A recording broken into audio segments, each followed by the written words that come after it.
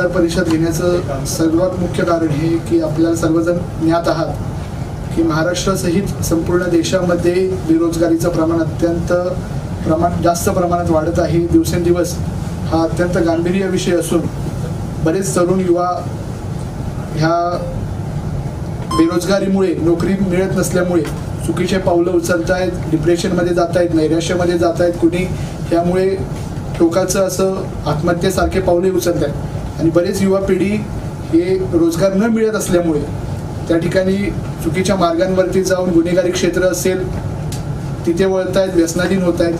म्हणून हर्ष फाउंडेशन जवळपास गेल्या 14 वर्षांपासून 2014 पासून जवळपास 10 वर्षांपासून महाराष्ट्रामधील 19 जिल्ह्यांमध्ये कार्यरत आहे. ज्या त्यावेळी जो तो मुद्दा असतो तो हर्ष फाउंडेशनने त्या ठिकाणी उचलून धरलेला आहे. मागे एक शैक्षणिक विषय ज्यावेळी होता त्यावेळी सुद्धा अशीच एक पत्रकार परिषद घेऊन जे कोण गरजू विद्यार्थी आहेत त्यांना संपूर्ण शिक्षणाचा खर्च हर्ष फाउंडेशनच्या माध्यमातून घेतला जाईल हे त्या ठिकाणी आपण जाहीर केलं होतं. आत्ता रोजगारचा प्रश्न अत्यंत ऐरणीवरती असल्यामुळे आणि अशी टोकाची समस्या होत असल्यामुळे आपण हा त्या ठिकाणी निर्णय घेत आहोत की 1 जुलै 2024 पासून 7 ऑक्टोबर 2025 जवळपास सव्वा वर्षाच्या या काळामध्ये महाराष्ट्रातील 10,000 युवकांना त्या माध्यमातून रोजगार प्रदान करण्याचं जाहीर करतो. यामध्ये असं नाही आहे की फक्त आज जाहीर करून कुठेतरी परत या गोष्टीकडे, या विषयाकडे पाठ फिरवली जाईल असा विषय नसून निश्चित स्वरूपामध्ये या सर्व युवकांना त्या ठिकाणी आपल्या माध्यमातून रोजगार प्रदान करण्यासाठी आपण कटिबद्ध आहोत आणि आपण त्या ठिकाणी रोजगार त्यांना देणार आहोत. यामध्ये विविध क्षेत्रात जसं त्यांचं शिक्षण प्राप्त झाले तशा पद्धतीने त्यांना यथोच्छ असा रोजगार प्रदान करून किमान त्याची सॅलरी स्केल जरी सांगायची झाली तर 25,000पासून जवळपास जसं त्यांचं एज्युकेशन आहे, जसे त्यांचे स्किल्स आहेत त्या माध्यमातून त्यांना रोजगार मिळतील. रोजगार दिले आहेत. कोविडच्या आधी सुद्धा आपण रोजगाराचा प्रश्न त्या ठिकाणी उठवला होता. त्या माध्यमातून जवळपास 2,000 तरुणांना आपण रोजगार दिलेले आहेत. त्यांचे फॉर्म्सही आपल्यापाशी आहेत. त्यांचं धन्यवाद थँक्स लेटरही हर्ष फाउंडेशनपाशी आपल्यापाशी पोहोचलेलं आहे. आत्ता हा आपण मुद्दा पुन्हा एकदा उपस्थित करतोय कारण की पुन्हा एकदा अनएम्प्लॉयमेंटचं प्रमाण फार वाढत चालले. जवळपास 35% IIT ग्रॅज्युएट्सला, मुंबई IIT ग्रॅज्युएट्सला सुद्धा त्या ठिकाणी नोकरी मिळत नाही. हा फार गंभीर विषय असल्यामुळे 1 जुलैपासून आपण म्हणजे उद्यापासून आपण रोजगार प्रदान करणार आहोत. त्यात बऱ्याच जणांचे आपल्यापाशी ॲप्लिकेशन फॉर्म आलेले आहेत. त्यातल्या काही जणांना आज आपण अपॉइंटमेंट लेटर सुद्धा देत आहोत. आणि याच्यामध्ये तुम्ही काय ठेवलेलं आहे आणि कुठले जॉब्स सध्या अवेलेबल? ह्यामध्ये सध्या आता क्रायटेरिया असं काही नाहीये. मिनिमम एज्युकेशन त्याचं 12वी असावं आपला हा प्रयास आहे. भविष्यात येणाऱ्या वेळेत आपण 10वी सुद्धा साठी पण काहीतरी करू, पण आता क्रायटेरिया हाच आहे की 12वी त्यांचं असावं आणि त्यांची करण्याची जिद्द असावी. स्किल बेस आहे. ते स्किल बेस आहे, एज्युकेशन बेस आहे.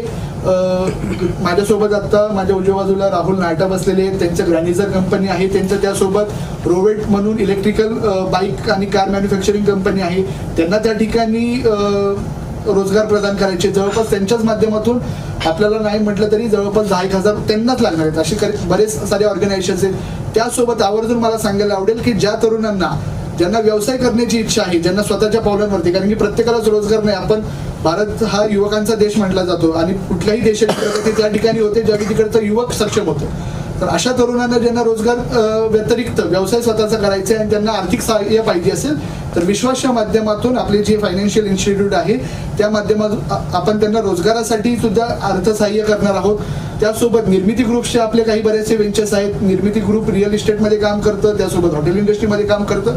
अशा माध्यमातून वेगवेगळे आपले ऑर्गनायझेशन्स आहेत. काही ऑर्गनायझेशन मी तिथे कनेक्ट आहे, काही माझे मित्र सहकार्यांचे ऑर्गनायझेशन्स आहेत. असे जवळपास आपण येत्या वर्षभरात 10,000 रोजगार देणार आहोत. सर, जे जॉबचे प्रकार आहेत ते कशा प्रकारचे? जॉबचे प्रकार मी आता सांगितल्याप्रमाणे विश्वासच्या माध्यमातून फायनान्शियल इन्स्टिट्यूट आहे. ह्यात सगळ्यात जास्त जर जॉब प्रोव्हाइडिंग कुठली असेल तर रोवेट आहे आणि ग्रॅनिझर आहे. त्याबद्दल माझं बोलणं झाल्यानंतर राहुल जे आहेत त्यावरती जास्त प्रखरपणे बोलू शकते. ठीक आहे सर. मराठी माणसं कुठंतरी साठी रोजगार बघतात, म्हणजे नोकरी करतात, तर त्यांना आपण असं हे करू शकत नाही की तुम्ही स्वतःच उद्योजक बना वगैरे? नाही, म्हणूनच मी त्या ठिकाणी म्हटलं की ज्यांना उद्योजक बनायचे आहे त्याच्यासाठीही आपल्यापाशी आहेत. आपण एकत्रितपणे ग्रॅनिझर, रोवेट, निर्मिती ग्रुप आम्ही एकत्रपणे असेही काम करत आहोत की ज्यांना रोजगार करायचे, ज्यांना व्यवसाय करायचे त्यासाठीही आमचे काही मॉड्यूल्स आहेत. आपण सर्वात शेवटी मी संपर्क क्रमांक देईन, जो आपला हर्ष फाउंडेशनचा सेवा क्रमांक आहे त्यावरती संपर्क साधल्यानंतर मग ज्याला जसं हवंय, कारण की एक म्हटलं जातं की ज्याला केस नाही त्याला कंगवा विकण्यात अर्थ नाही. त्यामुळे ज्याला जशी गरज आहे त्याला ते देण्यात त्या ठिकाणी, म्हणजे ज्याला नोकरी करायची आहे त्याला नोकरी, जो व्यवसाय करू इच्छितोय त्याला व्यवसायासाठी आपण सहकार्य याच्यामध्ये करणार. महिलांचा सहभाग आहे का, मुलींचा वगैरे? निश्चित स्वरूपामध्ये महिलांसाठी आणि त्यासोबतच राहुलजींचा हा प्रयास आहे, त्यांचं आता त्या मॉड्यूलवरती काम चाललंय, ते माझ्यानंतर तेही सांगतील की महिलांसाठी सुद्धा आपण काम करत आहोत, त्यासोबत तृतीयपंथांसाठी पण आपण काम करत आहोत. महिलांना सुद्धा व्यवसायामध्ये जर येऊ इच्छित असतील तर त्यांच्यासाठी सुद्धा विश्वासच्या माध्यमातून आपण आर्थिक सहकार्य करणार आहोत. इतर मार्गाला क्रिमिनल मध्ये तुम्ही म्हटलं सगळ्यात तसे लोक काही असे चांगले म्हणजे याच्यात आले त्या फ्लोमध्ये जॉबला आले असं काही नाही, मला समजलं नाही. म्हणजे तुम्ही म्हटलं ना काही काही लोक वळतात दुसरीकडे, म्हणजे असे काही लोक हा निश्चित स्वरूपात हे बघा, आपला हाच प्रयास असणार आहे की आपल्या माध्यमातून एखाद्या घरात चूल पेटावी आणि एखादा जर समजा तो चुकीच्या मार्गावरती वळत असेल आणि तो यातून प्रेरणा घेऊन जर समजा आपल्या मार्गावरती आला, एक जण जरी आला तरी आजचा कार्यक्रम आणि हे आपण घेतलेला जो व्रत आहे तो यशस्वी झाला असं म्हणायला मला हरकत नाही. भरपूर झालेले आहेत, भरपूर तरुण आहेत जे चुकीच्या मार्गांवरती होते, व्यसनाधीन झालेले होते. कारण की डिप्रेशन आहे असं आज आहे की आत्ताच्या या सोशल मीडियाच्या ह्याच्यात आपल्याला आपलं दुःख पण व्यक्त होता येत नाही. माणूस स्वतःमध्ये खूप इतकं गुरफटून जातोय की कोणी मग ते व्यसनाधीन होत आहेत किंवा चुकीच्या मार्गावरती ते थोडंफारचं जे शो शायनिंग आहे त्याला प्रलोभित होऊन अशा तरुणांना सुद्धा आपण काउन्सिलिंगचं त्या ठिकाणी हर्ष फाउंडेशनच्या माध्यमातून काम करतो की ज्यांना त्या ठिकाणी त्यातून बाहेर काढून एक सक्षम त्यांच्या भविष्यामध्ये आपण प्रयत्न करत आहोत. तुमच्या सगळ्यांचे आशीर्वाद मिळाले तर ते यशस्वी सर, होईल. आपल्या फाउंडेशनच्या माध्यमातून आता महाराष्ट्रात किती जिल्हे कव्हर केले? हर्ष फाउंडेशन 2014 पासून कार्यरत आहे. ह्याच्यात 7,000हून अधिक स्वयंसेवक आहेत आणि महाराष्ट्रातील 19 जिल्ह्यांमध्ये 2014 पासून आम्ही कार्यरत करतोय. कोविडमध्ये थोडंसं आपलं कार्य थांबलं होतं, परंतु आता पुन्हा एकदा आपले सर्व सहकारी ऍक्टिव्ह झालेले आहेत आणि आपण पुन्हा त्या नव्या जोम्याने आपलं हर्ष फाउंडेशनचं आहे की सर्वत्र हर्ष प्रस्थापित करूयात, याच उद्देशाने आम्ही गेली 10 वर्ष काम करत आहोत. धन्यवाद. सर, ज्या पद्धतीने सर आपण पाहताय की रोज सोशल मीडियावरती स्कॅम वगैरे नोकऱ्या देतो, पैसे वगैरे घेत आहेत, ते स्कॅम उघडकीस येत आहेत, तर आपल्या हर्ष फाउंडेशनवरती पण तसाच विश्वास लोकांनी ठेवा, त्याबाबत आपण काय संदेश द्याल सर? हा, आपण पाहतोय की बरेच ऑर्गनायझेशन्स आहेत की जे नोकरी देण्याचं आश्वासन देऊन त्या जे उमेदवार आहेत त्यांच्याकडून फीस घेतली जाते, त्यांना आश्वासित केलं जातं, त्यांना मल्टी लेवल मार्केटिंग वगैरे सारख्या ठिकाणी फिरवलं जातं की बाबा तुम्ही हे करा, दोघांना सांगा, अजून दोघं आणा, असं काही नाहीये. हर्ष फाउंडेशन कुठल्याही व्यक्तीकडून, कुठल्याही प्रतिनिधीकडून 1 रुपयाही चार्ज करत नाहीये. ही सर्व मोफत त्या ठिकाणी त्यांना सांगितलं जाणार की बाबा तुझं एज्युकेशन हे आहे, तुझ्यापाशी हे ऑप्शन्स आहेत, तुला नोकरी करायची असेल तर तुला हे अशा पद्धतीने ऑप्शन मिळतील, तुला व्यवसाय करायचा असेल तर तुझ्यापाशी हे आहे, तुला जर समजा स्वतः काही दुसरं करू इच्छिते तर तू सांग, तुझी डोक्यात काय आयडिया असेल तर त्यासाठी आपण त्यांना आर्थिक सहकार्य करणार आहोत, पण त्याच्याकडून आपण 1 रुपयाचे चार्ज घेणार नाही आहोत, एवढं मी तुम्हाला आश्वासित करतो. सर, आपले ब्रांचेस वगैरे लोकांना अगर नोकरीसाठी कुठे यायचं असेल आपल्याकडे तर त्यांनी कुठे यावं, आपले ऑफिसेस वगैरे? हा, हर्ष फाउंडेशनच्या महाराष्ट्रातल्या 19 जिल्ह्यांमध्ये प्रत्येक जिल्ह्यामध्ये त्या जिल्ह्याची कार्यकारिणी आहे, परंतु आता सर्व ठिकाणी ऍड्रेसेस देणं आता शक्य न असल्यामुळे मी हर्ष फाउंडेशनचा संपर्क क्रमांक देतो, त्याच्यावरती मग तुम्ही संपर्क केल्यानंतर तुम्हाला उत्तरभूत माहिती मिळेल. हिंदी. ठीक आहे सर. ग्रॅनिझर प्रायव्हेट लिमिटेडचं फाउंडर अँड चेअरमन. आमची जी कंपनी आहे ही जे विविध पोर्टल्स आहेत जे डिलिव्हरी सर्व्हिसेस देतात, जसं झोमॅटो झालं, स्विगी झालं, पोर्टर झालं, ब्लिंकिट किंवा हे जे बाकी ॲप्स आहेत, तर त्यांना बॅक एंड सर्व्हिस आम्ही देतो. म्हणजे त्यांना ड्रायव्हर अलॉंग विथ व्हेकल आम्ही देतो. आता जे मुलं आहेत जे बाहेर गावावरनं पुण्याला येतात किंवा पुण्यामधले पण काही मुलं आहेत जे दारिद्र्याची खाली आहेत, ज्यांना काम करायचं, ज्यांच्याकडे गाडी नाही आहे, ज्यांना हे करायचं, त्यांच्यासाठी आम्ही गाडी प्रोव्हाइड करतो ॲट नो कॉस्ट. त्यांनी त्यात काम करावं, त्यांनी त्याचं अर्निंग करावं, त्याच्यातनं जे गाडीचा जो कॉस्ट असेल, जी आमची फायनान्स कॉस्ट, ते आम्ही काढू आणि राहिलेले पैसे पूर्ण ते ड्रायव्हरला मिळतात. सो ह्या प्लॅटफॉर्मवर आम्ही काम करतो. ह्याच्यामध्ये आम्ही त्यांना इलेक्ट्रिकल 2 व्हीलर प्रोव्हाइड करतो, इलेक्ट्रिकल 3 व्हीलर कार्गो पण आहेत आपल्याकडे आणि पॅसेंजर पण आहे. तर ह्या माध्यमातून आम्ही सध्या डिलिव्हरी सर्व्हिस प्रोव्हाइडरचं काम करतो आणि त्यासाठी आम्हाला पण मुलांची गरज आहे, म्हणून आम्ही हर्ष फाउंडेशनला अप्रोच केला आणि हर्ष फाउंडेशन पण पुढे आले आणि म्हणले आपण एकत्र काम करू आणि आपल्याला चांगलं काहीतरी करता येईल. पुण्यात कुठं ऑफिस आहे आपलं? हां, पुण्यात कुठून चालतं आपलं? पुण्यामध्ये आमचे 2 ऑफिसेस आहेत, एक रेंजल रोडला आहे आणि एक कोथरूडमध्ये आहे. ठीक है सर. हिंदी में भारतामध्ये जवळपास 8% तर टक्केवारीमध्ये सांगितलं तर 8% तरुण हे बेरोजगार आहेत, जो आकडा सरकारकडून प्राप्त झाला. त्यामुळे तो किती खरा आहे याच्याबद्दल अजूनही, कारण की आपण पाहतोय प्रत्येक दुसरा तरुण आजही नोकरीच्या शोधात आहे आणि तो जिथे नोकरी करतोय तिथे समाधानी नाहीये. एखादा तरुण जर संपूर्ण त्याचं शिक्षणाचं जर इंजिनिअरिंगवरती जर जवळपास 5-10 लाख रुपये खर्च केल्यानंतर त्याला जर 10-12 हजाराची नोकरी मिळत असेल तर त्याला आपण रोजगार मिळतोय हे म्हणणं चुकीचं त्या ठिकाणी. सर हिंदी में बताएंगे सर. नमस्कार, सर्वप्रथम आप सभी का धन्यवाद. आप आज इस पत्रकार परिषद में उपस्थित रहे. आज को आपको आमंत्रित करने का एक ही कारण है कि हम सभी जानते हैं कि महाराष्ट्र के साथ पूरे भारतवर्ष में अनएम्प्लॉयमेंट बहुत बड़ी समस्या है. हर कोई रोजगार के प्रति को लेकर टेंशन में है. कई सारे युवा रोजगार ना मिलने की वजह से, नौकरी ना मिलने की वजह से नैराश्य में जाते हैं, गलत कदम उठाते हैं, सुसाइड जैसे कदम हमने उठाते हुए देखे हैं. तो इस वजह से, इस कारण हर्ष फाउंडेशन जो गई 10 सालों से महाराष्ट्र के 19 जिलों में कार्य कर रहा है, हमने ये कदम उठाया है कि महाराष्ट्र में करीबन 7 अक्टूबर 2025 तक 10,000 एम्प्लॉयमेंट हमारे माध्यम से दे पाए, जिसके कारण ये जो समस्या है उसमें हम हमारा प्रति योगदान दे सके. क्या हर्ष फाउंडेशन कुछ चार्ज वगैरह करेगी लोगों से? नहीं, हर्ष फाउंडेशन सभी जो युवा है उनमें से 1 रुपये का भी चार्ज नहीं करेगा. ये हर्ष फाउंडेशन की जिम्मेदारी रहेगी कि अगर किसी कंपनी का कोई चार्जेस भी है तो जिम्मेदारी हर्ष फाउंडेशन उठाएगी. इसके अलावा आपने कहा कि जो लोग अगर बेरोजगार खुद का जॉब भी करना चाहते हैं तो उसके लिए क्या? हाँ, इसी के साथ हर्ष फाउंडेशन का ये जो कदम उठाए, इसमें कई सारे ऑर्गेनाइजेशन हमारे साथ जुड़े हैं, जिसमें रोवेट है, ग्रैनिजर है, विश्वास ग्रुप है. तो विश्वास ग्रुप जो है वो फाइनेंशियल इंस्टीट्यूट है, उसके माध्यम से जो अपना खुद का व्यवसाय करना चाहते हैं, खुद का बिजनेस शुरू करना चाहते हैं, उनको अगर निधि की सहायता चाहिए तो विश्वास उस प्रकार में उनकी सारी जिम्मेदारी लेगा और उन्हें फाइनेंशियल मदद करने का पूरा प्रयास करेगा. इसी के साथ जो महिला भी व्यवसाय शुरू करना चाहते हैं उनके लिए भी हमने कई सारे योजना बनाई हुई है, उसके माध्यम से उन्हें भी हम इस प्रकार से मदद करने का प्रयास कर रहे हैं. जैसे महिलाओं की बात की, वर्क टू होम आजकल महिलाओं का चल रहा है, तो आपके पास कोई ऐसी पॉलिसी है जो महिला जो है वर्क टू होम कर सके?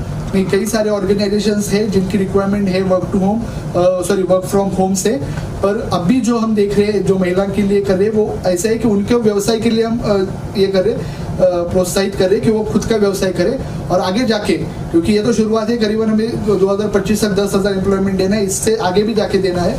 पर अभी के लिए उनके लिए अगर व्यवसाय वो करना चाहते हैं, खुद के उनके कुछ आइडिया है, उनके लिए हम मदद कर रहे हैं. अगर हर्ष फाउंडेशन से कांटेक्ट करना हो तो किस तरीके से? हाँ, ये रह गया था. हर्ष फाउंडेशन से अगर संपर्क करना है तो मैं नंबर बता देता हूँ, आप नंबर आप नोट कर लीजिएगा. 788-788-5171. मैं रिपीट करता हूँ, 788-788-5171. ये हर्ष फाउंडेशन का नंबर है. इससे आप संपर्क करने के बाद आपकी जितनी भी क्वेश्चन है उसके आपको संक्षिप्त में आंसर मिलेंगे. हो गया. सर ये बताइए, आपने जैसे बताया कि आपका कांटेक्ट नंबर है और डिजिटल के अंदर भी आपका कोई वेबसाइट वगैरह भी कुछ है जहाँ पर लोग जाके अपना? हाँ, www.harshfoundation.com करके वेबसाइट पर है. पर संपर्क क्योंकि वेबसाइट से ज़्यादा मेरा यही कहना रहेगा कि आप ये जो संपर्क क्रमांक दिए है उससे अगर आप संपर्क साधेंगे तो वो ज़्यादा बेहतर है. आजकल के युवा इंटरनेशनल लेवल के जॉब्स के लिए ढूंढते हैं, बल्कि लोकल लेवल के जॉब्स को छोड़ के. तो क्या आपके साथ इंटरनेशनल कंपनियां जुड़ी है? नहीं, अभी फिलहाल के लिए हमारा यही प्रयास है कि जो मेरे जैसे कई सारे ऑर्गेनाइजेशंस है, मैं ये सोचता हूँ कि जो भारत में बने हुए ऑर्गेनाइजेशन है उनको किस प्रकार से इंटरनेशनल लेके जाने में हमारा प्रयास रहेगा. इंटरनेशनल ऑर्गेनाइजेशंस में भी हमारी बात चल रही है, पर अभी उसके बारे में बोलना थोड़ी सी जल्दबाजी रहेगी. Thank you sir. सर, सबका एक परिचय. हां, सगळ्यांचा परिचय फक्त मराठीत दिलं तर बरं. चालेल. आधी संपर्क देऊ. इच्छुक महिला आहेत ज्या नोकरी करू इच्छितात, जे रोजगारसाठी करू शकतात, त्यासोबत व्यवसाय करू इच्छितात, तो हर्ष फाउंडेशनच्या संपर्क क्रमांकावरती त्यांनी संपर्क करावा अशी मी नम्र विनंती करतो. मी संपर्क क्रमांक सांगतो, तुम्ही नोट करा. 788-788-5171. पुन्हा एकदा सांगतो, 788-788-5171. आणि कोण कोण बसलात, कोण कोण आहेत, तुम्ही इंट्रोड्यूस तर करा. आजच्या या पत्रकार परिषदेस जो आपण मुद्दा उचलला आहे, ज्यात मला प्रामुख्याने सहकार्य करतायत ते माझे मित्र, माझे सहकारी, माझ्या उजव्या बाजूला राहुल नाटाजी जे ग्रॅनिझर आणि रोवेट कंपनीचे प्रमुख आहेत, मुख्य आहेत.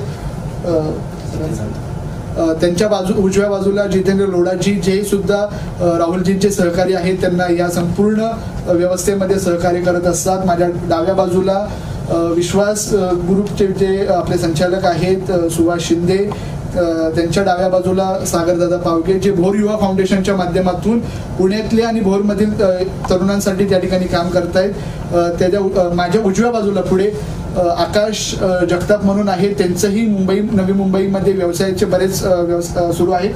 आणि शेवटी अमोल पार्टे हेही त्या ठिकाणी उपस्थित आहेत, ज्यांचं नवी मुंबईमधील युवकांसाठी त्या ठिकाणी भरीव काम आहे. त्यांच्या माध्यमातून जवळपास शेकडो तरुणांना रोजगार प्रदान झालेला आहे. आजच्या नंतर आपण अशीच एक पत्रकार परिषद मुंबईमध्ये पण घेणार आहोत की तिथल्या तरुणांसाठी सुद्धा आपण या माध्यमातून रोजगार देण्यासाठी कटिबद्ध आहोत. सो त्यांचंही आपल्याला सहकार्य लाभत आहे. Thank you sir. Thank you sir. Socially 2 programme केलेले आहेत, ज्याच्यामध्ये महिलांसाठी एक प्रोग्राम आहे जो दारिद्र्य रेषेच्या खालच्या ज्या महिला आहेत त्यांच्या एम्पॉवरमेंटसाठी. तर त्यांना ते जी 3 व्हीलर रिक्षा आहे, ज्यात आमचा एक प्रोग्राम आहे मेट्रोपासनं एक 3 किलोमीटरपर्यंत शटल सर्व्हिसेस, जी स्मॉल रिक्षा असेल ती चालवणं. तर ह्या रिक्षा चालवण्याचं पूर्ण ट्रेनिंग देण्यापासून त्यांना लायसन्स मिळवून देणं आणि ऑनबोर्डिंग करणं, हे सगळं काम आमची टीम करते. त्याच व्यतिरिक्त ट्रान्सजेंडर जे आहेत, तृतीयपंथी लोक, त्या तृतीयपंथी लोकांना सुद्धा आज सन्मानाची वागणूक मिळत नाही किंवा त्यांना उत्पन्नाचं साधन मिळत नाही. तर त्यांच्या पण एम्पॉवरमेंटसाठी आम्ही हा सेम उपक्रम राबवायला गेलेला आहे. त्याच्यामध्ये त्यांना पण पूर्ण आपण ट्रेनिंग देणार, लायसन्स आणि ऑनबोर्डिंगपर्यंत सगळं काम आमची टीम करते. ह्याचबरोबर आमचा एक ॲप पण आहे रेडिगो म्हणून, त्याच्यावर ओला उबरसारखं ट्रान्सपोर्ट सर्व्हिस आणि डिलिव्हरी सर्व्हिसेस ह्या दोन्ही पण प्रोव्हाइड केल्या जातील. सो हे सगळे लोक त्याच्यावर पण एम्प्लॉय केले जातील. हे निश्चित सत्य आहे की येत्या 2-3 महिन्यांमध्ये महाराष्ट्र विधानसभा निवडणुका लागत आहेत, परंतु हा कुठलाही निवडणुकीचा स्टंट नसून आपल्या बांधवांसाठी उचललेलं एक जबाबदारीचा पाऊल आहे. निश्चित स्वरूपात सामाजिक कार्यासोबत मी एका राजकीय पक्षासोबत संलग्न आहे, परंतु हा राजकीय विषय नसून सामाजिक कटिबद्धता जपण्यासाठी घेतलेलं पाऊल आहे.